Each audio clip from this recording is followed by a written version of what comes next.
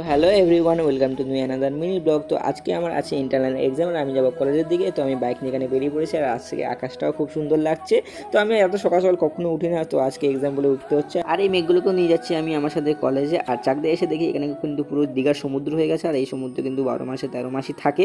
চলো দীঘার ফিল নিতে নিতে আমি পৌঁছলাম চাকদা কলেজে, আর এখানে আকাশ কিন্তু আগেই চলে এসেছে। তো চলো আমি আমার রুম নাম্বার দেখে ফেলি। আমার রুম নাম্বার হচ্ছে 111, যেখানে আমার ইন্টারনাল এক্সামটা হবে। তো চলো বেশি লেট না করে কিন্তু রুমে গিয়ে বসে, কারণ এক্সামের সময় হয়ে আসছে। এখানে কিন্তু স্যার ম্যাডাম কেউ এখনো আসেনি। এখানে কিন্তু এগো থেকে বুঝতে পারছি ও সকাল সকাল খুব খিদে পেয়ে গেছে। তো চলো আমার কিন্তু ফার্স্ট ইন্টারনাল এক্সাম দেওয়া শেষ, আমাকে যেতে হবে এখন 3 তলায়, ওখানে আমার সেকেন্ড ইন্টারনাল এক্সাম হবে।